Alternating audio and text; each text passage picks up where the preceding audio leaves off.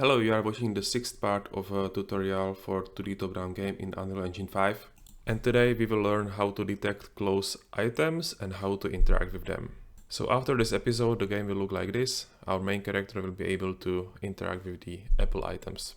So at first we have to detect the close items because we want the main character to only interact with items which are close to it.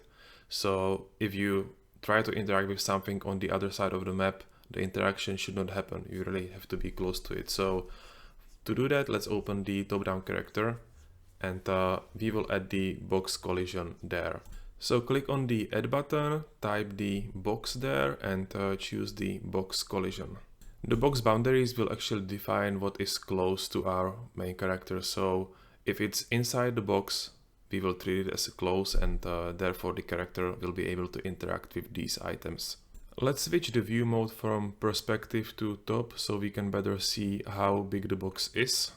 And let's resize it using the resize tool so it covers more space and therefore some interactive items can actually fit within the box. You can use your best judgment here and experiment with this.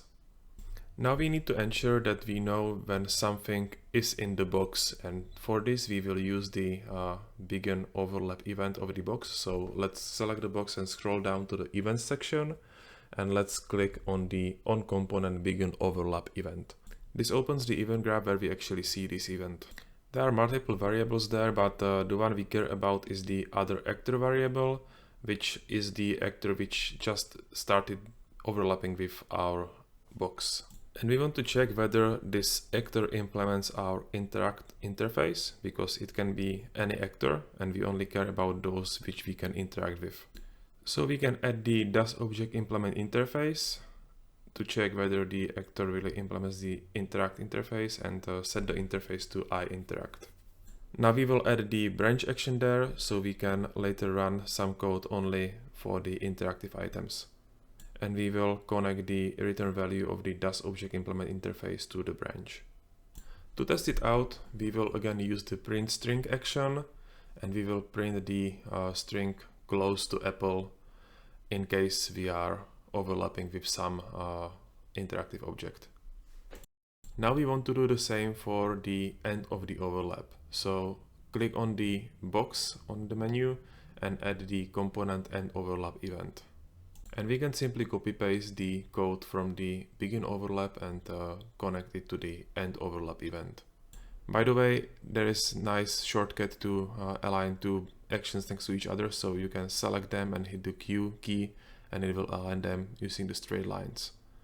Now we also don't have to forget to connect the other actor to test object, and we can also change the string from the close to Apple to not close to Apple. If we run the game now, you can see that the close to Apple and not close to Apple strings appears properly when we are moving around the Apple. So we now know how to detect that the Apple is close, but we need to store this information somehow, so later when the player clicks on the Apple, we know that this particular Apple is close to the character.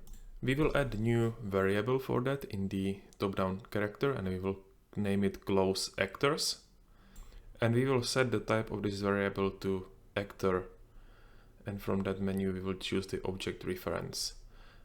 We also want to store multiple actors there because there can be multiple items around the character, so we have to change the variable type to array.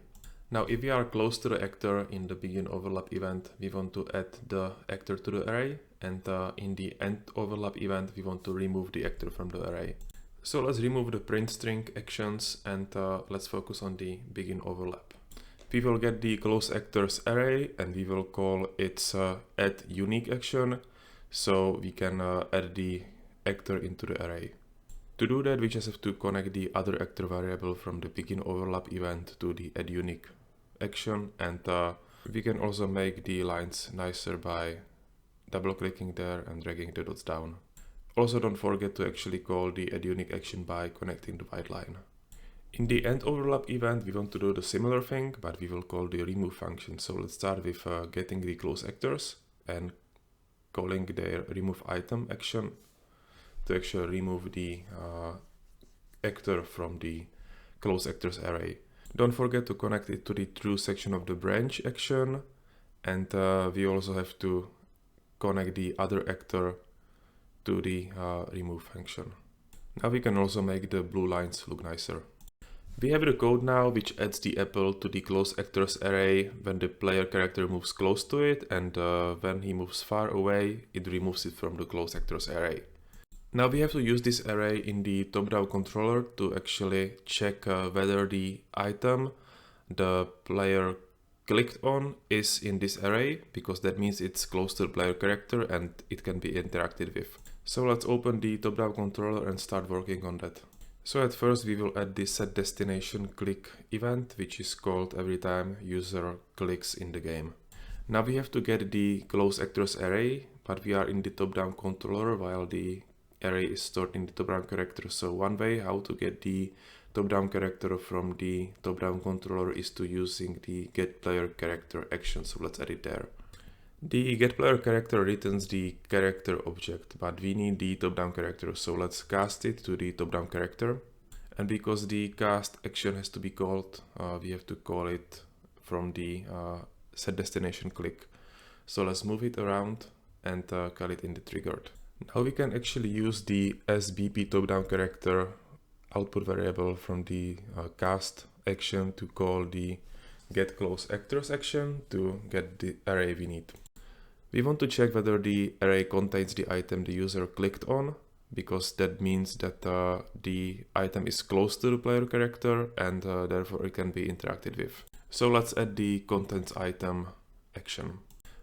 To get the item the user clicked on, we can use the pointing at variable, because it always contains whatever the user is pointing at, because we update it every time in every frame of the game in the onTick event. Now let's add the branch action so we can actually run next code only if the item is close to the character. Connect it to the cast, so the branch is actually called, and also set the condition to output value of the contains action. To test this code, we can add the print string action and print the interact with apple string. If you run the game now and you get very close to the apple and click on it, you can see that it prints the interact with apple. There are two issues with this code. The first one is that interact with apple string is printed repeatedly in a loop, and the second one is that you have to be very close to the apple to interact with it. If you are on the other side of the map, you click on the apple, then the character moves there, but it does not interact with it. So let's fix the first issue first. It happens because we use the triggered output of the set destination click, and the triggered output is executed every time on every tick when the mouse button is down. Instead of that, we should use the completed and cancelled outputs, because those are executed only once when the event is done. So if you run the game again, you can check that the interact with apple is printed just once now. To fix the second issue, we need to change the game logic a little bit. When the player clicks on the item which is not close to the player character, we want to store this item into the variable and move the player character close to the item. And when it's close enough, we want to get the item from the variable and call the interaction there. So let's open the top-down character and add a new variable there, where we can store the actor. We will name the variable as actor to interact with and keep the variable type set to actor, but we need to change it from array to single, because we want to store the single item there. Now let's click on the compile button and go back to the top-down controller. We want to set the actor to interact with variable in case that the actor is not in close items. And because that variable is defined in the top-down character, we need to drag the line from the top-down character and call its set actor to interact with action. Let's make the line a little bit nicer, and after that we can get the pointing at variable and set it to the actor to interact with. And this will ensure that later when we call this set action, we will have the item the user clicked on stored in the actor to interact with variable. Now we have to call the set action from the false part of the branch, and that basically means that if the item is not close to the character, we will store it in the actor to interact with variable. Now let's go back to the top-down character. Here we have the begin overlap event and the code to detect that the item is close to the character and add it to the close actors array. We want to extend this code, so in case the close item is actually the one we want to interact with, we will just run the interaction. So let's add the actor to interact with variable there and add the equal action, and we will basically compare the close item and the actor to interact with to find out whether they equal. So let's move things around a little bit and make the lines look nicer and straight. And once we are done with that, we will add the branch action, so we can actually run the code based on the condition we created below. Don't forget to connect the while line to branch and also the condition to branch. And in the true section, we will add the print string action and change the string, for example, to interact with apple string. Now, if we run the game, you will see that if you move to the apple from bigger distance, the interact with apple is still printed. So you don't have to be close, really close to the apple. It just works even if you click on it and you are far away. So what we can do now is going back to top-down controller and replacing the print string by the call of interact function using our interface. So let's remove the print string and get the pointing at item and call its interact function using the interface. Again, we will make it look nicer and connect the while lines to execute the interact. We will do the same thing in the top-down character. So in the top-down character, remove the print string and again get the actor to interact with, which is actually our item, and call its interact function using the interface and call it instead of print string. Now we can actually implement the interact function. So let's go to the BPA base item and double click on the interact interface on the left side.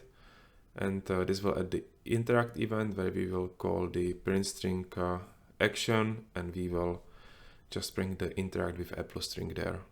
Once we are done, we can start the game again and the behavior should not change. The difference is that we just call the interact function using the interface in the BPA item. Now instead of print string, we can do something more interesting there. So remove the print string and add the destroy actor action. And this will basically remove the actor from the game once we interact with it. So let's test it out. Let's interact with the apple and you see it's removed. Now if you stop the game, you will see that there is code execution issue. So let's see what's going on there.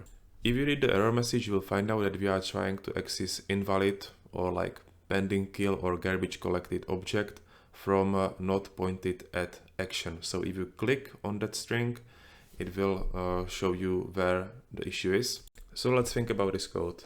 This code checks the object under the cursor, and if the object does not exist, it means if there is no other object under the cursor, it calls the false section of the branch and calls the not pointed at with the pointing at variable. The reason why we do that is that when the mouse pointer moves away from some item, we want to call not pointed at for this item.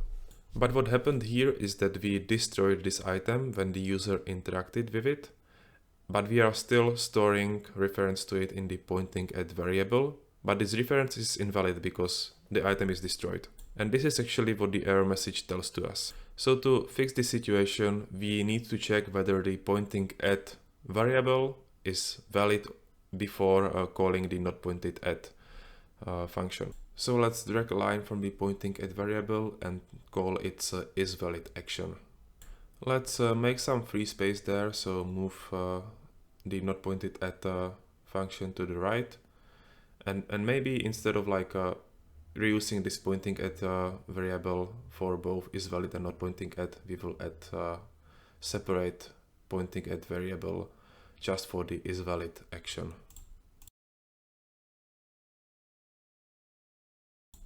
Now we have to add the branch action to actually call the not pointed at only if the pointing at variable is valid. And we also have to create like more space because this function is getting bigger and bigger. So let's move things around. Let's make the comment section bigger and continue. So we have to call the newly created branch action instead of the not pointed at action. And we also have to add the result of the isValid action to the branch as a condition. Now connect the true section of branch to not pointed at function, because we want to call this function only if the item is valid. And if it's not valid, we want to set the pointing at variable to null to reset it. So let's connect the false section of the branch action to the set action, which sets the variable to null. And now the issue should be fixed. So let's start the game and try to interact with an apple to destroy it. And if we stop the game, we should not see any issue. As the last thing, we can also make the game more interesting by adding more apples there. So we can do that by copy pasting the apple item in the game. And once you are done, the game could look similar to this.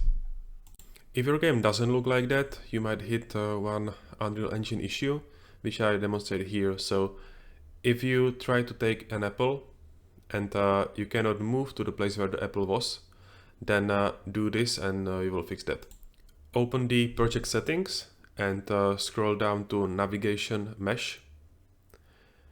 And in the navigation mesh, you have to find out the runtime generation and change it from static to dynamic, and this will force the navigation mesh to recompute the paths dynamically during the game.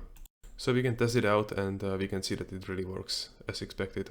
That's all for this episode, and in the next one we will be working on the overlap between character and items, and we will also fix the colors of the game. So thanks for watching, and please hit the like button and subscribe to this channel so I can continue with these tutorials.